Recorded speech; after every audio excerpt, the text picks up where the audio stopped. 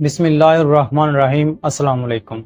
آج کی قسط میں ہم ایسے واقعات کو ڈسکس کرنے والے ہیں کہ جنہیں سن کر آپ کی آنکھوں سے آنسو ضرور نکلیں گے اور آپ کے دل میں رسول اللہ صلی اللہ علیہ وآلہ وسلم کی محبت پہلے سے بھی کہیں زیادہ بڑھ جائے گی۔ تو آئیے شروع کرتے ہیں آج کی قسط۔ ایک رات کا ذکر ہے کہ کائنات کا سب سے محبوب اور شفیق دل اپنے رب کے حضور سجدے میں جھکا ہوا تھا۔ یہ وہ دل تھا جس کی دھڑکنیں امت کی فکر میں دھڑکتی تھیں، وہ دل جو ہر انسان کے دکھ کو اپنا دکھ محسوس کرتا تھا۔ آنکھوں سے آنسو رواں تھے اور زبان پر ایک ہی فریاد تھی، یا ربی امتی، یا ربی امتی، اے میرے رب میری امت، اے میرے رب میری امت۔ یہ کوئی عام رات نہیں تھی اور نہ یہ آنسو معمولی آنسو تھے، یہ اس نبی کے آنسو تھے جنہیں اللہ نے تمام جہانوں کے لیے رحمت بنا کر بھیجا۔ وما ارسلناک الا رحمت للعالمین۔ ایک نبی جس کی زندگی کا ہر لمحہ امت کے لیے وقف تھا، جنگ کے میدان میں بھی فتح سے زیادہ اسے اپنی امت کی جانوں کی فکر تھی، اور صلح کے بعد بھی یہ غم کھائے جاتا تھا کہ کیسے ہر ایک کو جہنم کی آگ سے بچا کر جنت کی راہ پر لایا جائے۔ یہ غم صرف گناہ گاروں کا نہیں تھا، یہ غم اس رحمت مجسم کا تھا جو جانتا تھا کہ اس کی امت میں کمزور بھی ہوں گے اور خطا کار بھی، غافل بھی ہوں گے اور بھٹکے ہوئے بھی۔ آپ صلی اللہ علیہ وآلہ وسلم کو یہ ادراک تھا کہ قیامت کے دن جب سب نفسی نفسی پکار رہے ہوں گے، اس وقت بھی ان کی زبان پر صرف امتی امتی ہوگا۔ اللہ نے اپنے محبوب کو دیکھا اور اس کے دل کی بے قراری کو سنا، ایک ایسی پکار جو عرش کو بھی ہلا دینے کے لیے کافی تھی۔ اسی محبت اور تڑپ کے جواب میں اللہ کا وعدہ نازل ہوا، وَلَسَوْفَ يُؤْتِيكَ رَبُّكَ فَتَرْضَىٰ، اور ان قریب تمہارا رب تمہیں اتنا کچھ عطا کرے گا کہ تم راضی ہو جاؤ گے۔ یہ وعدہ کوئی عام وعدہ نہیں تھا، یہ شفاعت کبریٰ کا وعدہ تھا، وہ وعدہ جس کے پورا ہونے کے بعد آپ صلی اللہ علیہ وآلہ وسلم نے فرمایا، میں تب تک راضی نہیں ہوں گا جب تک میری امت کا آخری فرد بھی جنت میں نہیں داخل ہو جاتا۔ یہ حقیقت ہمارے لیے ایک پیغام ہے۔ ہمارے نبی نے ہمیں جہنم کی آگ سے بچانے کے لیے آخری حد تک غم اٹھایا اور ہمارے گناہوں کی بخشش کے لیے رب سے وعدہ کیا۔ اب ہمارا فرض ہے کہ ہم بھی ان کی محبت کا حق ادا کر دیں۔ آج پہلی مرتبہ میری آپ سب لوگوں سے درخواست ہے کہ ایک بار درود شریف پڑھ لیں۔ نبی کریم صلی اللہ علیہ وآلہ وسلم کے بچپن کے ایک دوست تھے عبد الرحمن بن عوف رضی اللہ تعالیٰ عنہ، اور آج میں آپ کو ان کے متعلق ایک بہت ہی زبردست بات بتانے والا ہوں۔ عبد الرحمن بتاتے ہیں کہ ایک مرتبہ نبی کریم صلی اللہ علیہ وآلہ وسلم گھر سے باہر نکلے تو انہیں دیکھ کر میں بھی ان کے پیچھے پیچھے ہو لیا کہ دیکھوں کہ آج رسول اللہ کہاں جا رہے ہیں، لیکن میں بڑا حیران ہوا کہ نبی کریم صلی اللہ علیہ وآلہ وسلم تو شہر سے باہر کی طرف جا رہے ہیں۔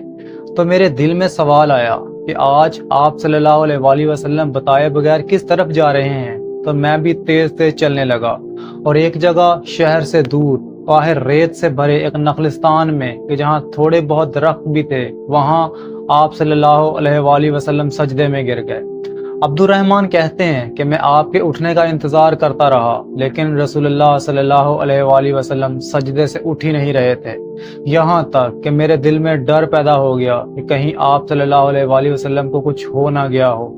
میں انہیں دیکھنے کے لیے آگے بڑھا تو اسی وقت آپ صلی اللہ علیہ وآلہ وسلم سجدے سے اٹھ گئے اور میری طرف دیکھ کر پوچھا کہ عبد الرحمن کیا ہوا؟ میں نے کہا کہ یا رسول اللہ میں تو پریشان ہو گیا تھا۔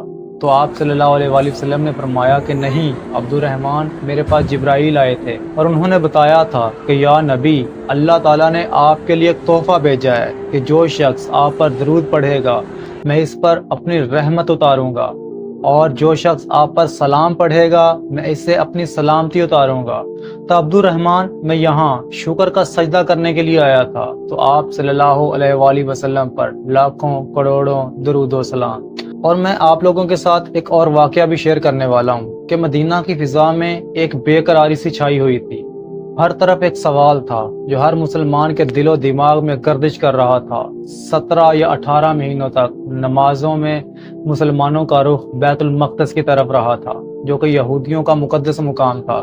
یہ حکم الہی تھا، لیکن نبی کریم صلی اللہ علیہ وآلہ وسلم کے دل میں ایک گہری تمنا تھی کہ ان کی امت کا قبلہ وہی ہو جو کہ ان کے جد امجد حضرت ابراہیم علیہ السلام کا قبلہ تھا، یعنی بیت اللہ، مکہ کا کعبہ۔